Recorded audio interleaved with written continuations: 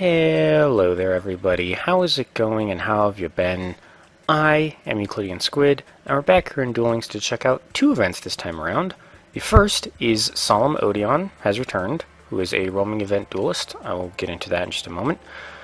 And the other event is honestly just going to be kind of an addendum to the end of the video, but it is Leo and Luna's Duel Carnival, and the reason I'm not going to spend a whole lot of time on that event is that there's just not much to talk about regarding it. So it's also why I didn't give it its own video when it first started, actually probably like 4 or 5 days ago or something like that. It's just, there's not much there. There's like 2 cards and a couple of mechanics, and that's about it. But anyway, ignoring that, regarding Solemn Odion, as I mentioned, he is a roaming event duelist, so as such, you duel him, he disappears for a while, he will reappear eventually. This is supposed to be sped up by participating in other duels, but your results may vary.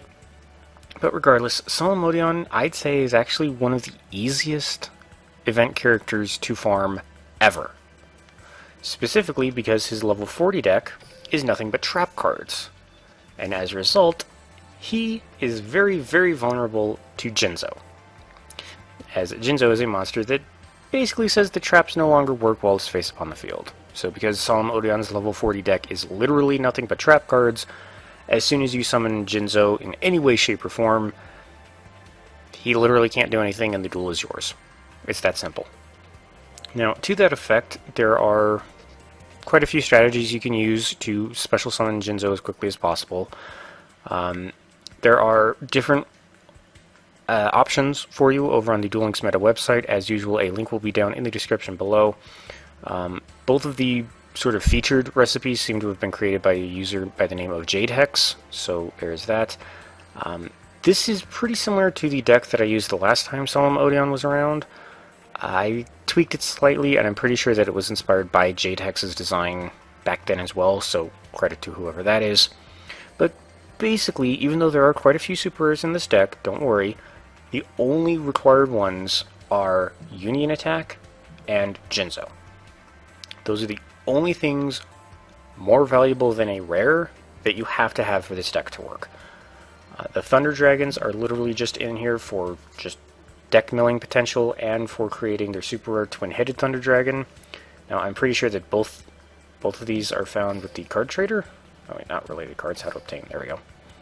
Yeah, so you can buy twin-headed Thunder Dragon from the card trader and Thunder Dragon also at the card trader. I'm not super sure if they're in the regular inventory or not. You'll have to check for yourself. But easier to get than in box. But if you don't happen to have them, you don't need them. If you don't have the Thunder Dragons, there's no reason to have Polymerization. And the final super rare is Psychic Shockwave, which is literally just a trap card to help you special summon Jinzo just as quickly as you can. If you don't have it, you can get them by dueling Esperoba, who is available at the gate. If you don't, and you don't want to take the time to try and farm for some, you don't need them.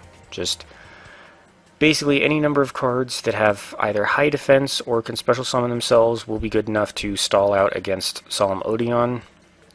None of his trap monsters, at least the ones that I have seen him play, have more than 1800 attack points, so any monster with more defense than that will be able to keep him at bay. Or rather more attack than that, because if he attacks your defense mode monster and does battle damage to himself, you lose the victory by effect damage only reward, but regardless. So yeah, so the main strategy of the deck is, as I've been saying, summon Jinzo as quickly as possible, have some cheap way of creating another monster with about 2400, 2700 attack points, just so that your Gravekeeper's Vassal can get over 10,000 attack with the help of the Union attacks, and then because Jinzo sends all of Odion's traps to the back row, just by nature of Jinzo's effect, you don't even need a secret pass to the treasure. Gravekeeper's Vassal can just directly attack Odion completely unimpeded and get you the win. So, specifically, the decks over on the Duel Links meta website were using super rare monsters and stuff, like Dinotherium and Flute of Summoning Karibos and stuff like that to help summon stuff out of your deck and or to the field pretty quickly. But I have found some decently cheaper alternatives to that.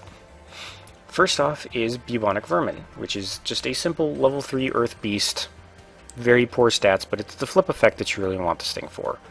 Specifically, when it is flipped face up, you can special summon another Bubonic Vermin from your deck in face down defense position.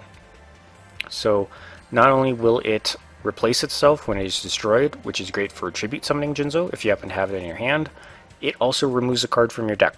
So that's one less thing that you have to draw through. It speeds up your deck even more. It's fantastic. Same thing with Pet in the Dark Clown. When Pet in the Dark Clown is sent to the graveyard, you can banish it out of your graveyard and then special summon another Dark Clown from your hand or deck. Now, ideally, you will always want to special summon out of your deck, because again, that is fewer cards for you to have to go through to find your Jinzo. If you do happen to have another pet in your hand, you can special summon from there just to take an attack, but again, pull from your deck first. And then this last card is only here just to kind of help balance the deck out, but this is Junk Forward. And Junk Forward is a pretty nice monster. It's a level 3 Earth Warrior with 900 attack and 1500 defense, but again, you're not really here for the stats. The main reason that Junk Forward is here is the effect, as you could guess. If you control no monsters, you can special summon this card from your hand. This is fantastic for working with Jinzo if you have no monsters in play. You simply special summon Junk Forward and then immediately tribute it for Jinzo. Easy peasy. If you do not have Junk Forward, because I believe this card is only available through a structure deck, it is only available through a structure deck. So if you don't want to buy the structure deck, there are other things you can use. There is a Blackwing that I saw. What was it? Blackwing Gust the Backblast, I think? Hold on. I'll recognize it by the picture. It's this guy. Yeah, Blackwing Gust the Backblast. Works kind of similarly to Junk Forward, except it specifies that you have to control no cards to special summon this thing from your hand. So if you have trap cards or any spell cards set, you're not allowed to special summon Gust the Backblast. But otherwise, works exactly the same as Junk Forward. I'm sure there's other cards in the card catalog that do pretty much the exact same thing and just let you special summon them quickly, and then you can immediately tribute summon them for Jinzo. That's the whole point of their existence. And that's basically the strategy of the deck. Play Jinzo as quickly as you can, get another beefy monster out to help Gravekeeper's Vassal get stronger, and you're good. Oh yeah, the Pot of Benevolences are there to help slow down Odion's deck just in case he somehow starts to get ahead of you, or to return an important card from your graveyard back into your deck. There is one trap monster of Odion's that can cause trouble early on. Although once you get Jinzo out, it's not really going to be that big of a deal, but I'll call it out when I see it, just in case anybody has to modify this recipe a little bit further. But most of his trap monsters you really don't have to worry about all that much. They're not all that threatening, to be completely honest. But anyway, yeah, that's the deck. It works with pretty much anybody. I'm currently using it on Bones just because I'm leveling him up.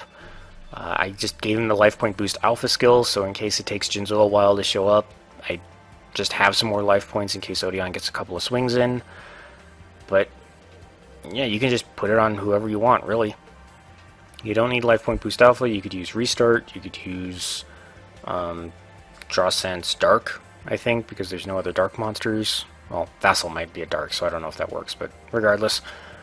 Yeah, so let's go ahead and take a look at Odion's reward cards.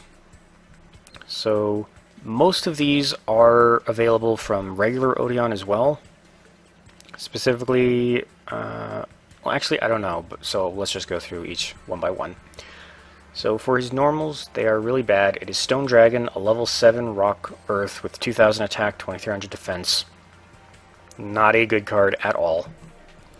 And Earth Shaker, which is kind of an interesting trap. You select 2 monster card attributes, then your opponent has to pick one of those 2 attributes and destroy all face-up monsters with that attribute on the field. So ideally, if you are going up against an opponent that has, say, Water and Wind at the same time, you can pick those 2 and basically force your opponent to pick which one of those monsters they want to get rid of. But this card will probably never be able to get rid of an opponent's really powerful monster because they can always just pick the attribute of whatever the weaker one is. So, not that great of a trap card, but it is an interesting premise. Moving on to his rares, there is Dark Coffin, a regular trap card that when it is face down and... Hold on. When this face down card is destroyed and sent to the graveyard, your opponent has to select and execute one of the following effects. they must either discard a random card from their hand or pick one of their monsters and destroy it. So, pretty interesting trap card considering it activates when it's, like, you don't activate it, you wait for your opponent to destroy it, and then it, you know, gets them, basically. I kind of like trap cards like that because not only does your opponent waste their spell trap destruction on, you know, something not that important, because you actually want them to destroy this thing, but they also get burned for destroying it, which is pretty cool. Moving on, there is Curse of Royal, a counter trap card, where when a spell trap card is activated, it targets exactly one spell trap on the field and no other cards, and would destroy it. You can negate the activation and destroy that card instead. So, very, very specific counter trap card. I mean, it's good against stuff like Galaxy Cyclone, technically, but I can't really think of anything else that targets specifically any other spell traps that target specifically one spell trap. I mean, I'm sure there are, but Although Odion's last rare is actually a pretty interesting one. This is Grave Protector, a level 4 Dark Fiend with no attack but 2000 defense, and any monster that is destroyed by battle is shuffled into the deck instead of going into the graveyard. This can actually be kind of useful considering there are some decks out there that do make use of cards being in the graveyard. So Grave Protector really kind of messes up those. 2000 defense is a lot of defense, especially if you can weaken some of your opponent's monsters when they try to attack it. That just increases the battle damage they take even more. I actually really like Grave Protector for a rare. I don't normally like the normal and rare cards that special duelists give out, but Grave Protector is actually a pretty cool one in my opinion. Moving on to the super rares, there is Temple of the Kings, a continuous spell card that lets you activate one trap card the turn it was set. I believe that works every turn, but I could be wrong. Additionally, you can send one Mystical Beast of Serket in your monster zone and this card you control to the graveyard to special summon one monster from your hand or deck, or one fusion monster from your extra deck. You can only use each effect of Temple of the Kings once per turn. Note that it does not let you special summon a synchro monster. This is only for fusions and stuff in your main deck. So there's that, but otherwise Temple of the Kings is pretty cool. And in case you're wondering what Mystical Beast of Serket is, it's this thing. A level 6 Earth Fairy for some reason, one of the most nightmarish fairies I have ever seen, with 2500 attack and 2000 defense. If you do not control the Temple of the Kings, you must immediately destroy this card. However, you banish any monster destroyed by battle with this card, and if it destroys a monster in battle, it gains 500 attack. So it will just continually grow stronger and stronger with every monster it destroys, and instead of sending stuff to the graveyard, where it is pretty easily accessible, it banishes them, which, to be honest, most decks really can't deal with recovering their banished cards unless they're specifically designed to work with that. So Mystical Beast of Serket is a pretty cool card, but it does have a really bad weakness in that whole destroys itself if Temple of the Kings is gone. Moving on, this trap card was available through the previous version, or the previous time that Solemn Odion was available. This is the first Monarch. Continuous trap card where you can activate it. You special summon this card as an effect monster, which is Fiend type, Dark, level 6 with 1000 attack and 2400 defense. It is still treated as a trap card, however, so be mindful of spell trap destruction. Additionally, if it is summoned this way, you can discard a card and then declare one attribute. This card becomes that attribute and can be treated as two tributes for the tribute summon of a monster with the same attribute as this card. So for example, if you discard a card and declare, I want you to be water attribute, this thing will count as two tributes for any water monsters. So, you know, lots of versatility there. 2400 defense is a lot of staying power as well. However, if this card was summoned this way, you cannot special summon monsters except monsters with this card's attribute. So, for example, say you wanted to synchro summon with this thing. Say you wanted to synchro summon a level 8 fire monster or something. If you want to do that, you have to discard a card and declare this thing to be fire attribute. Otherwise, it will not allow you to synchro summon that thing, period, because it doesn't match first Monarch's attribute. So, can be good for synchro summoning, but just be careful, because I've tried doing that, and it's gotten the better of me sometimes.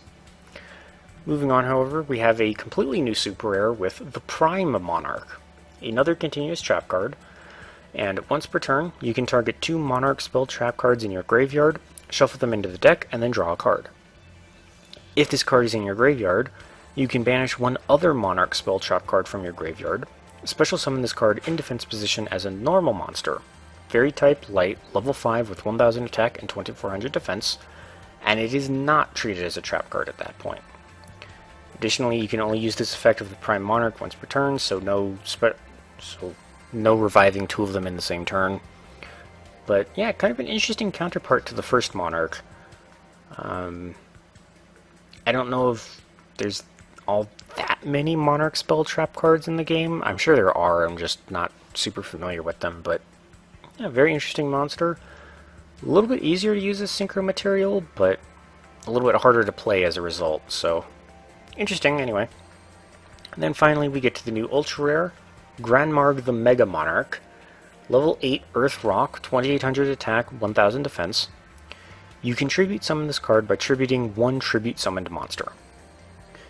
When this card is tribute summoned, you can target up to 2 set cards on the field and destroy those targets. Additionally, sorry, hold on. Sorry, suddenly I had an itch on my nose. Additionally, if this card was tribute summoned by tributing an Earth monster, you also get this additional effect. You get to draw a card after you destroy those set cards. So, basically an enhanced version of the Grandmarg the Earth Monarch, I believe is the name of the monster. Just more attack. I think it does the same thing that Grandmarg does, where it targets and destroys set cards, but it also gets you an extra card as well. Or it can get you an extra card as well. It's a very interesting monster, though. Very interesting monster. I've seen other monsters say that you can tribute summon this thing by tributing only 1 of this kind of monster, but it's always been a specific type of monster, like by tributing 1 spellcaster type monster, or tributing 1 fire monster, or something like that. But I've never seen by tributing a monster that was tribute summoned. Seems a bit weird, but regardless, interesting card, like I've been saying. Unfortunately, they decided to remove this ultra rare. The previous time Solemn Odion was around, he had a really good trap card called Statue of Anguish Pattern. It was a continuous trap card that special summoned itself like a monster. I don't remember the type or the attribute, but it had 0 attack and 2500 defense. And additionally, while it was behaving as a monster, any other trap cards that special summon themselves as a monster would activate Anguish Pattern's effect, which basically lets you just pick any card on the field and destroy it. So you would special summon Anguish Pattern, put it in defense mode, and then if your opponent tried to play something, you would just special summon another trap monster, target that thing, and destroy it. It was like really kind of powerful. Kind of understandable why they decided to remove it from his reward list, but at the same time a little bit disappointing, because that means if you missed the last event, you can't get that card. And that does actually bring something up. There have been other, like, alternate forms of duelists, like Elegant Mai or what was it, Superb Tea or something like that, that haven't been around in a while, and as a result, their event cards have been locked off for a long time. And unless they've just been stealthily added to the base character's reward list when I wasn't looking, but I don't think they have. Either way, we got a Psychic Shockwave, which basically means that we win. So, in fact, I'm not even gonna, well, nah, I'm not gonna play Petin, because there's no point. Because the moment I activate Psychic Shockwave, Odion isn't going to be able to attack my cards anymore, which is good, but it also kind of means that, you know, Petin's just on the field taking up space. So, tossing a Pot of Benevolence, special summoning Jinzo, and we win. You'll see for yourself, it is literally that easy. At this point, Odion can't do anything. So since he's probably not going to be able to play any cards, the specific trap monster that I was talking about earlier, the one that can be a problem if he happens to get it out on the field, is a creature called Tiki Curse. Now, I don't remember, I know it's available to players, I just don't remember how you can get it. I want to say it's from a box, but I might be wrong. But basically, Tiki Curse, as a monster, I believe it is a rock type. It has 1800 attack and 1000 defense. The only problem is its effect. Specifically, its effect says that when another trap card that is being treated as a monster battles with an opponent's monster, that opponent's monster is destroyed at the end of the damage step. So basically, even if Odion would lose his trap monster as a result, just by battling with something else while he has Tiki Curse will destroy your own monsters. Now, obviously, when you have Jinzo, he can't actually use any of his trap monsters, so the whole point is moot. But, for example, if I didn't have Psychic Shockwave in my starting hand, and he happened to get, say, like, a Tiki Curse and 2 Embodiment of Apophysis out, like, I couldn't even keep him at bay with the Twin-Headed Thunder Dragon. Because all that would end up happening is he'd just crash one of the snake guys into Twin-Headed Thunder Dragon. He would take a little bit of recoil damage, but then Tiki Curse's effect would activate and I'd lose the fusion monster. And then he'd just start attacking me directly. So, yeah, basically, if you don't get Jinzo out as quickly as I do, keep an eye out for that Tiki Curse. In a deck like this, there's really no way for you to get rid of it, just because it has so much attack power compared to the monsters that are here just to replace themselves.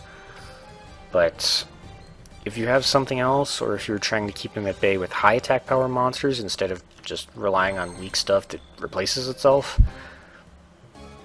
get rid of that thing as soon as you see it.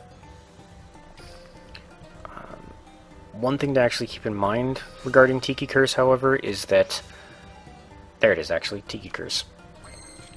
Is that because of the way its whole effect is worded, if he actually has 2 Tiki Curses in play at the same time, one of their effects will activate whenever the other one battles.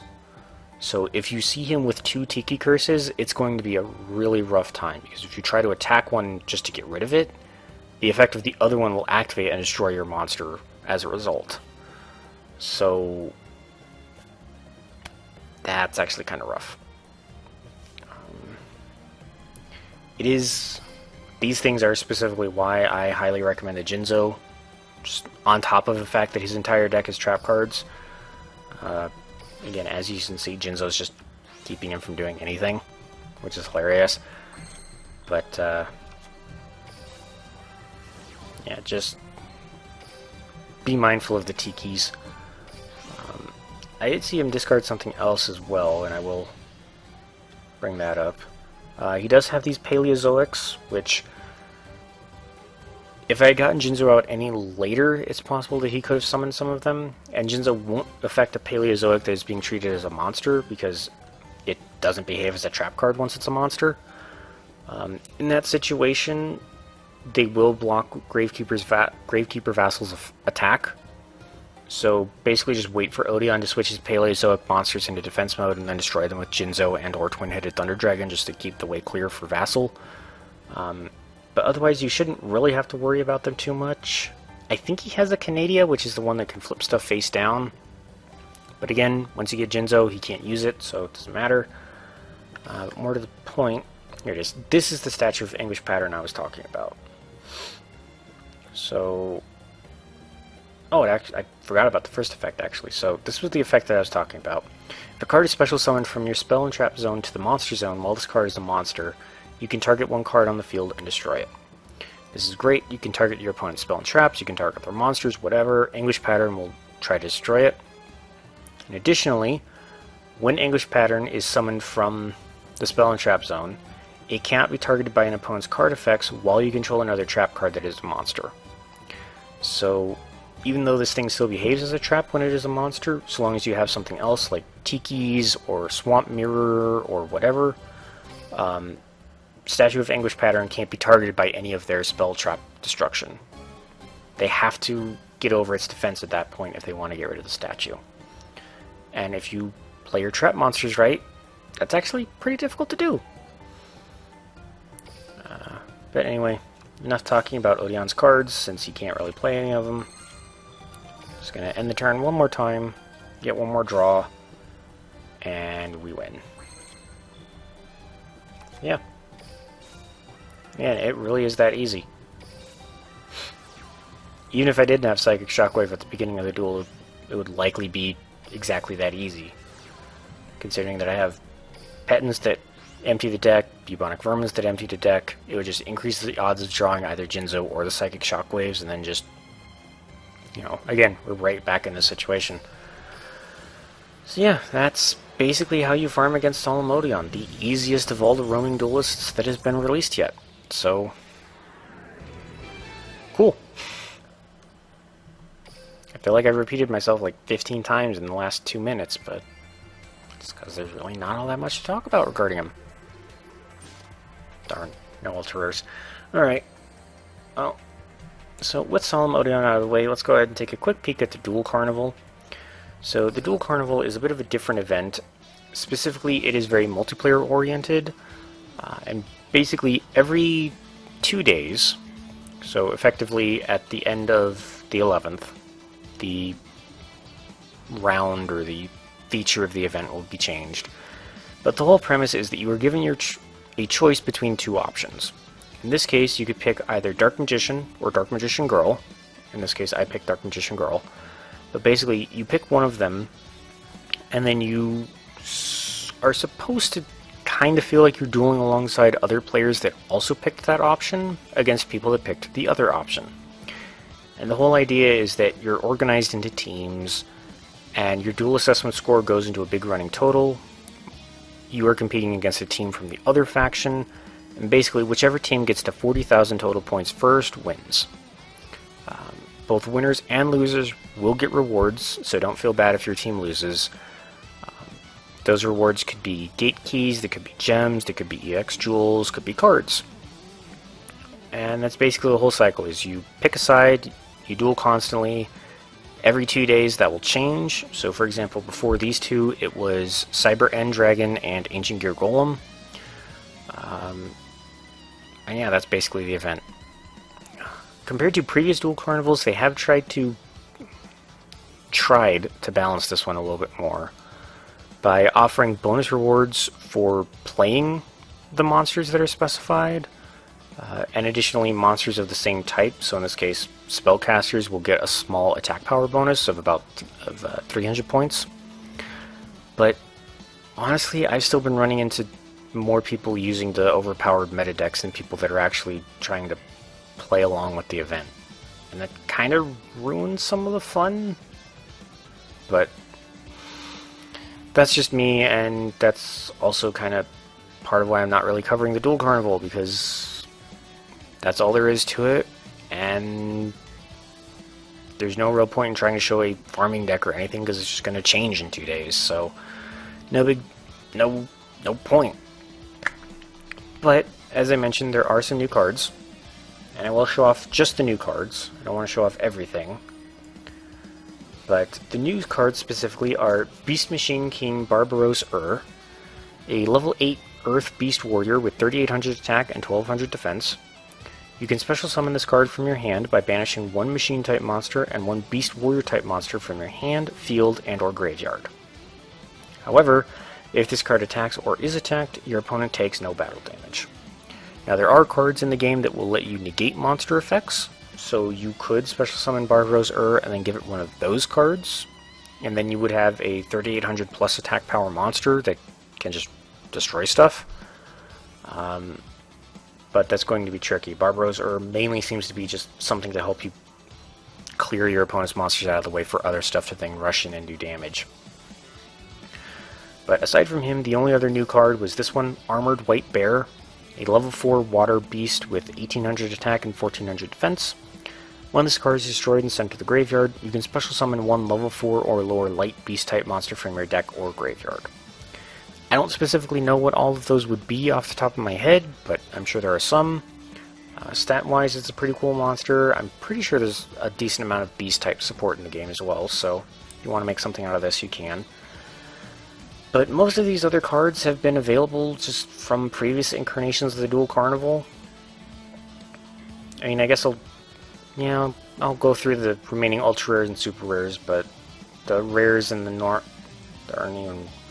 normals are only in the weaker boxes. But yeah, the rares and the normals are not worth talking about, really. So anyway, the other ultra rares are Psychic Ace, level 2 Dark Psychic, 1000 attack, 0 defense. If this card in the monster zone is tributed, you can target one card on the field and destroy it. This could be tributing it for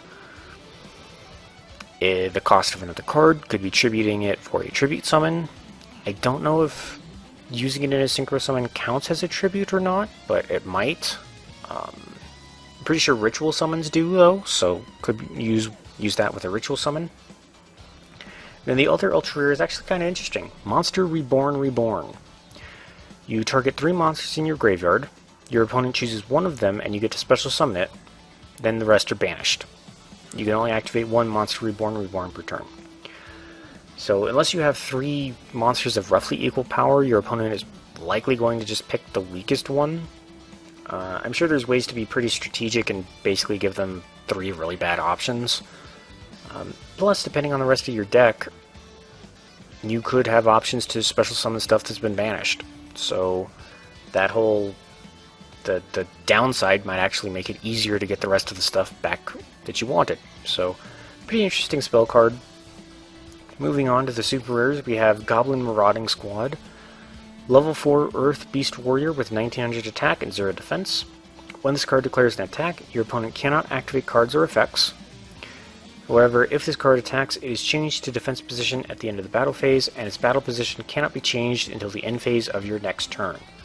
No card effects will let you change Marauding Squad's battle position. But at the same time, that is a pretty cool ability of just not letting your opponent activate any cards or effects in response to this thing's attack. And 1900 is nothing to sneeze at, so you can probably find some way to get around the whole downside of, going into defense mode with 0 defense. Moving on, we have Rizebel the Star Adjuster, level 3 Wind Psychic, 800 attack, 800 defense. When this card is special summoned, you can target 1 face-up monster on the field, increase its level by up to 3 until the end of the turn. I have been experimenting with a Psychic-type monster deck that relies on some of those Psychics that can banish other stuff out of your deck and then special summon to the field when they're gone. Rizebel works really well in that sort of a deck when you have a tuner to partner it up with. Like, say you have a level 3 tuner, you manage to special summon Rizebel, boost Rizebel's level by 2, instant synchro summon for a level 8. It's a pretty cool card. Just hopefully when you summon it, you can pretty quickly synchro summon with it. Just 800 attack and defense is not going to let it live for very long. Anyway, the second to last super rare is Battle of the Elements. Activate only while all monsters on the field are face up. Both players send monsters they control to the graveyard so that they each control only 1 attribute. Kind of similar to that Earthshaker trap card. This is really only going to be useful if your opponent happens to have multiple attributes on the field at once. That just kind of depends on what their strategy is. Some card sets share attributes, some don't. It's kind of luck of the draw. But depending on what your deck is composed of, you usually shouldn't have, like... I'm sorry I've been flubbing so many words. I've had a headache for the past hour and I'm kind of having difficulty keeping everything together. But anyway, what I was trying to say is that depending on your deck composition, for example, if you only have light monsters, you never have to worry about this thing getting rid of your own stuff. So that's a plus at least. And anyway, the final super rare is Heartless Drop-Off, a counter trap card. Ow. Just hit the desk. A counter trap card that says when a face-up card on the field and or in the graveyard is added to your opponent's hand by an effect, look at their hand, banish the added card and all cards with the same name if there are any others. So, pretty interesting counter trap. I haven't tried it, but I would imagine this is going to be pretty strong against that stupid... Excuse me. Trying to remember its name. It's the Redstone of Legend or whatever. That stupid little monster that lets you tribute it and then special summon a Red Eyes from your deck. That thing can be really annoying. Simply because it also has an effect that says you can return a Red Eyes monster from your graveyard to the... or while it's in the graveyard, you can return a Red Eyes monster from your graveyard to your deck to add it back to your hand. So in that situation, you can use Heartless Drop-Off to just banish it and get rid of the darn thing. I am a little bit angry because I have run into quite a few of those decks in this Duel Carnival, and they are just a nightmare to deal with. But I'm sure there's other situations where Heartless Drop-Off can be useful. I'm just not thinking of any. Regardless, interesting counter trap. And then the rares are all kind of interesting. I'll go ahead and put them up on screen. If you want to read them, you can, but I'm not going to just because my throat's starting to hurt. But, yeah. So, that's basically the Duel Carnival. You pick a side, you're supposed to build a deck themed around that monster, and then you duel for points and prizes, but most people just don't want to do that and just use their overpowered broken meta decks. And because I am now starting to get salty, the more I think about it, I think I'm going to end the video off right about here. So, oh, hold on, let me get to the end of this list first. There you go. Oh, wait. I did almost forget. The Duel Carnival does have its own EX gems. So you can trade those for a Barbaros Psychic Ace, Monster Reborn, pretty much any of the currently available, basically anything from the treasure boxes, which is actually kind of nice because sometimes the EX card trader has stuff that isn't available in the event, and sometimes he's missing stuff that's available in the event. But in this case, he can give you one copy of all of the cards that are currently available through the Duel Carnival. So if one of them just doesn't seem to want to drop for you, you can probably buy it off of him. Yeah. There we go. So now, with that, and with my scatterbrained self really wanting to go to bed, thank you all so much for watching. I hope you all had a great time, and I hope you all have a great day. And I will see you all in the next one.